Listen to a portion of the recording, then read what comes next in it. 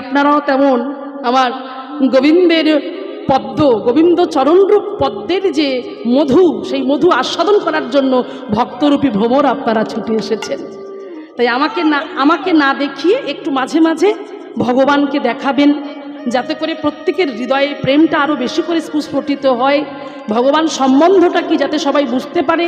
ভগবানের কথা বলতে বলতে যেন সবার চোখে জল আসে, কারণ একমাত্র ভগবানকে পেতে গেলে নয়নের জল ছাড়া ভগবানকে পাওয়া যাবে না।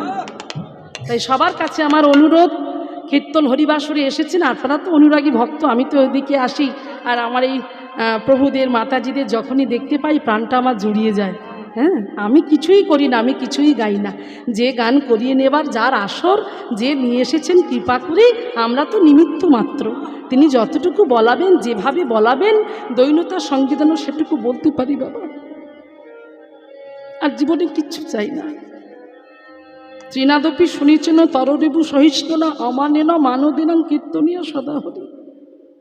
কীর্তনীয়ার আচরণটাকে যেন বজায় রাখতে পারিব।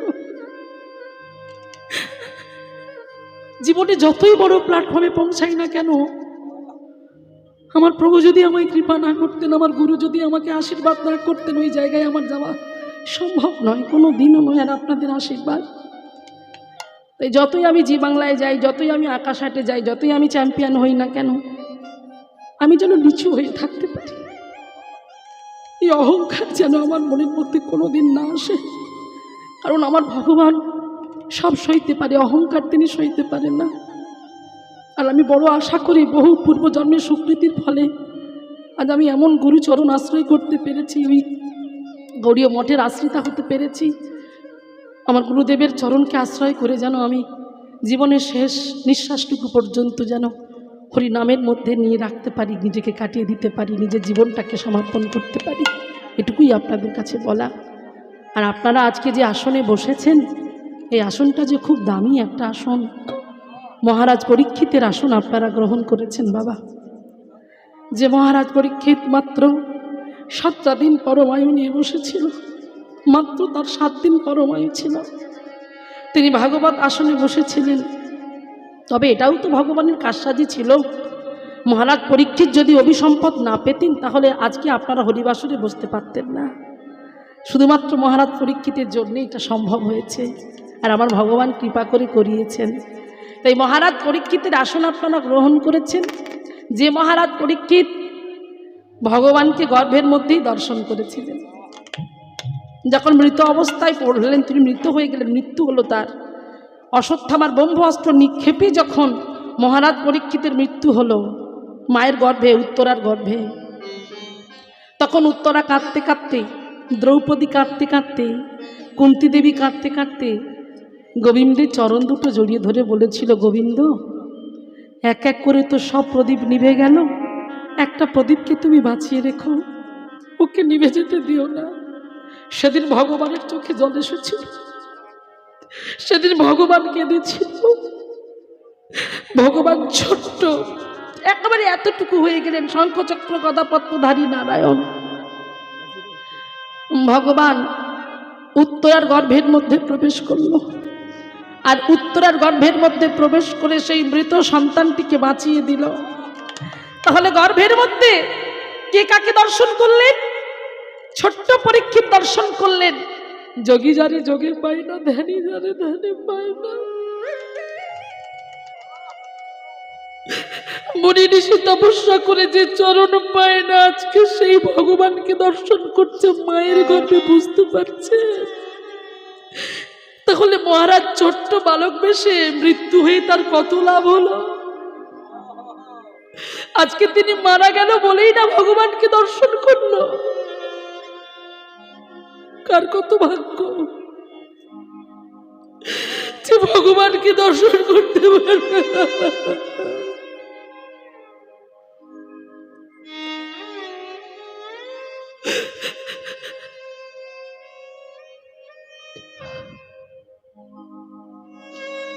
এবারে যখন ছোট্ট শিশুটা ভূমিষ্ঠ হলো, ভূমিষ্ঠ হয়ে তার কান্না থামছে না। কেন জানো? কারণ সে তো যাকে দেখেছিল গর্ভের মধ্যে তাকে দেখতে পাচ্ছে না।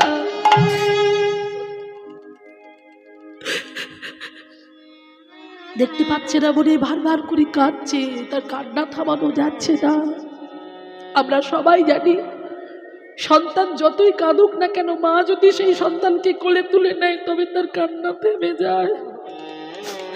সেই সন্তানকে মা কোলে তুলে নিল, তুমি মায়ের কোলে কান্না থামলো না।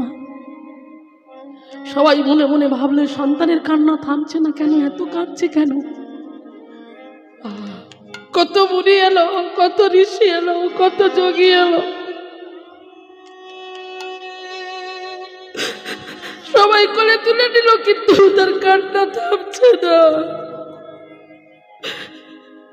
তখন সবাই মিলে বললেন আর একটা উপায় আছে, কারণ ভগবান হলেন তার দাদু সম্পর্কে। যেহেতু অর্জুনের আমরা সবাই জানি অভিমন্যুর মামা, আর সেই সূত্রে অভিমন্যুর সন্তান পরীক্ষিত তাই দাদু হয়।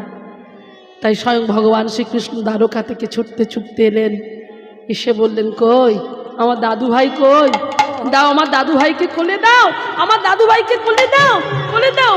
এইবার যেই কোলে এসো দাদু ভাই বলে, যেই কোলে নিতে গেল নয়নে নয়নে মিলা উলুধ্বনি হৃদয় হরি বল হরি বল। এই দিটিতে মিলালে দিটি সে জানে তার বেটি আনজনে জানবে কেমনে।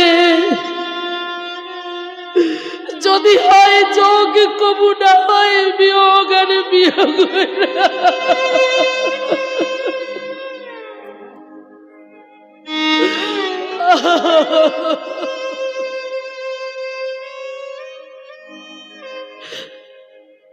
বিয়োগ হইলে কবু রাজি হবে। যেই ভগবান কোলে তুলে নিল, কোলে তুলে নেওয়ার সঙ্গে সঙ্গে তার কান্না থেমে গেল। ছেলে খিলখিল করে হাসতে শুরু করে দিল।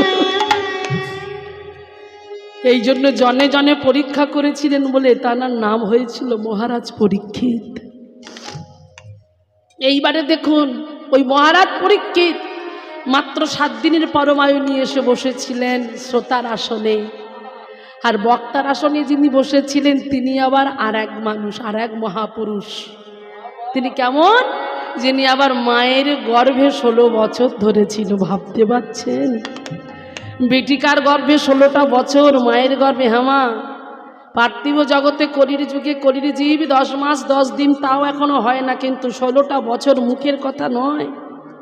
মায়ের গর্ভে 16 বছর। সেই ছেলে কত বড় হয়ে গেল, গর্ভযন্ত্রণা সহ্য করতে পারছে না। মা আমার স্বামীকে বলছে, স্বামী তুমি কিছু একটা করো, আমি আর থাকতে পারছি না। তখন বেদব্যাস থাকতে পারলেন না, গর্ভের কাছে এসে হাত জোড় করে বললেন, তুমি যে হয় যে পুত্র, তোমার মাকে তুমি এমন করে কষ্ট দিও না, তুমি বেরিয়ে এসো। ভিতর থেকে মায়ের গর্ভে বসে বসে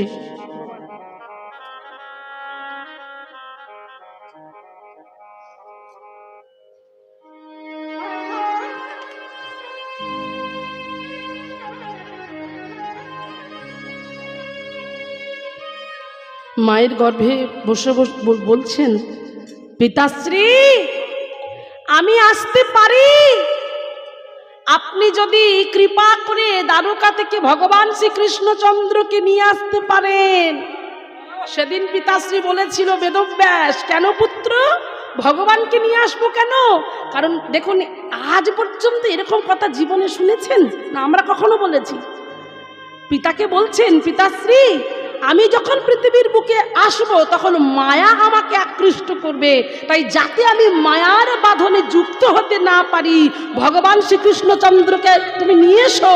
ভগবান যেন মায়াকে দূরে সরিয়ে রাখে, তবেই আমি আসব, তার আগে নয়। নিতাই গৌর প্রেমানন্দ একবার হরি বল হরি বল। সেই ভগবান শ্রীকৃষ্ণচন্দ্র দ্বারকা থেকে এলেন, মায়াকে সরিয়ে রাখলেন। আমরা তো প্রত্যেকে মায়ার দাস হয়ে গেছি, হ্যাঁ মায়ার হাতে পড়ে গেছি বাবা। সে যেভাবে চালাচ্ছে সেইভাবে চলছি। কিন্তু সুখদেব গোস্বামী পাদ বললেন যে আমি মায়ার দাস হতে চাই না, আমি মায়া থেকে দূরে সরে থাকতে চাই। তাই তিনি পৃথিবীর বুকে এলেন। আর পৃথিবীর বুকে এসে তিনি প্রথম ভাগবত কথা শ্রবণ করিয়েছিলেন ব্যাস আসনে বসে। তাই একদিকে শ্রোতা, একদিকে বক্তা। বক্তা হলেন আজন্ম সংসার মুক্ত শ্রী সুখদেব গোস্বামী পাদ। আর কলিযুগের যিনি রাজা ছিলেন মহারাজ পরীক্ষিত, শ্রোতার আসনে যিনি এসে বসেছিলেন, আর আপনারা প্রত্যেকে সেই শ্রোতার আসন গ্রহণ করেছেন। আমি জানি না, আমি তো সুখদেব গোস্বামী নই, আমি আপনাদের সুখ দিতে পারবো কিনা আমি জানি না, তবে আপনারা আশীর্বাদ করবেন, আপনাদের চরণধূলি শিরোধার্য করে নিতাই চাঁদ যেন কৃপা করেন, রাধারানী যেন আমার বদন দিয়ে হরিকথা কৃষ্ণ কথা স্ফুরণ করিয়ে নেয়। চলুন, যেহেতু একটু আগে আমাদের দাদা ভাই সুন্দর কীর্তন পরিবেশন করলেন, উত্তর গোষ্ঠ গাইলেন, তো যেহেতু পর্যায়ের ওপর দিয়ে চলছে, উত্তর গোষ্ঠর পরেই হয় রূপ, রূপ দর্শন, তাই আমি এখন রূপ গাইব ভগবান শ্রীকৃষ্ণচন্দ্রের। তো আমি যে বলছি রূপ গাইব, বাবা আমি কি রূপ গাইব, আমি যার রূপ জীবনে কোনো দিন দেখিনি। যে রূপ আপনারা দেখেছেন, হয়তো আপনারা দেখতে পারেন না, আমার এই পাপ নয়নে আমি জীবনে দেখিনি। হ্যাঁ, চিত্তের মলিনতাই দূর করতে পারলাম না, চিত্তে এত মলিনতা, কামকামনায় পরিপূর্ণ হয়ে আছে, কি করে দেখব তার রূপ? তার রূপ আমিও দেখিনি, কিন্তু বলছি রূপ গাইব। কি করে হয় বাবা? হরিবল। এখন ধরুন স্বামী স্ত্রীর বিয়ে হয়েছে, স্বামী অনেক বিয়ে হওয়ার পরে স্ত্রীকে রেখে দিয়ে বহু দূরে কাজে চলে গেছে, এখন 1 মাস বাদে ফিরবে। দেখুন, বিবাহের পরেই স্বামী চলে গেছে স্ত্রীকে রেখে, 1 মাস বাদে স্বামী ঘরে ফিরবে। তা স্ত্রী স্বামীকে বলছে, হ্যাঁ গো, আমি তো তোমাকে দেখেই সংসারে এসেছি, তা তুমি যদি আমাকে ছেড়ে চলে যাও আমি কি নিয়ে থাকবো? তখন স্বামী বলছে, পকেট থেকে একটা ছোট্ট পাসপোর্ট সাইজের ছবি বের করে বলছে, ওগো শুনছ, যখন আমার কথা তোমার খুব মনে পড়বে তখন এই ছবিটা তুমি দেখো, হ্যাঁ, আর তারপর তো ফোন আছেই, একটু ফোন করো, কথা বলবো। এইবার দেখুন এই মেয়েটা কি করলেন, সেই পাসপোর্ট সাইজের ছবিটাকে নিয়ে ওই বালিশের তলায় রেখে দেয়। কাজকর্ম সেরে, সংসারের কাজ সেরে অবসর টাইমে যখন ঘুমাতে যায়, ঘুমাতে যাওয়ার আগে ওই বালিশের তলা থেকে ওই ছবিটা বের করে কত কথা বলে, কত মনের কথা বলে, বারবার সেই রূপটাকে দর্শন করে, বারবার রূপটা দর্শন করে। কবে আসবে, কবে পাবো, কবে আসবে, কবে পাবো, কতদিন তোমায় দেখিনি।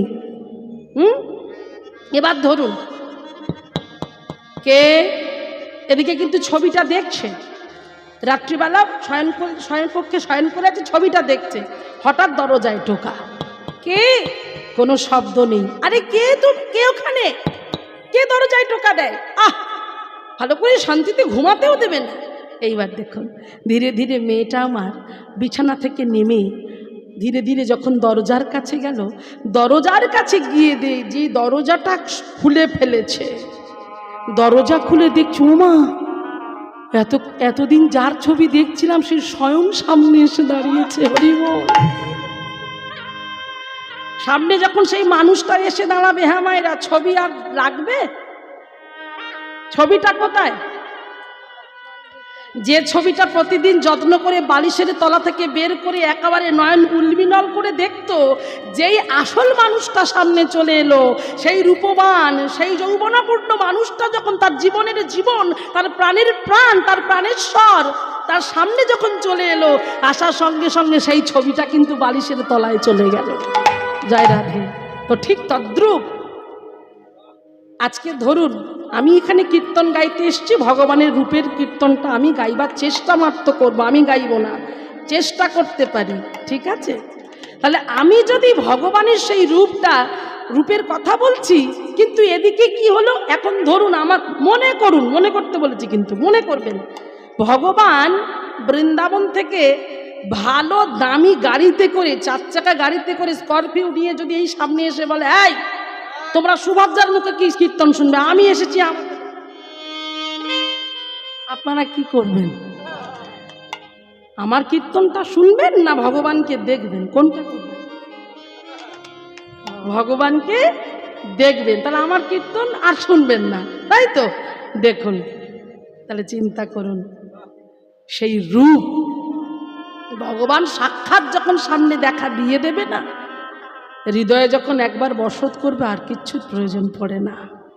তাই আপনারা ভাবুন, যে রূপের কথা আপনারা শ্রবণ করতে এসেছেন, বসেছেন, শুনবেন, সেই হৃদয় সিংহাসনে আমার প্রাণ গোবিন্দ, প্রাণবল্লভ, মদনমোহন, আমার মনোচোরা, আমার গোপীনাথ, আমার গোপী বল্লভ বাঙ্কে বিহারীকে এই হৃদয় সিংহাসনে বসিয়ে নিন।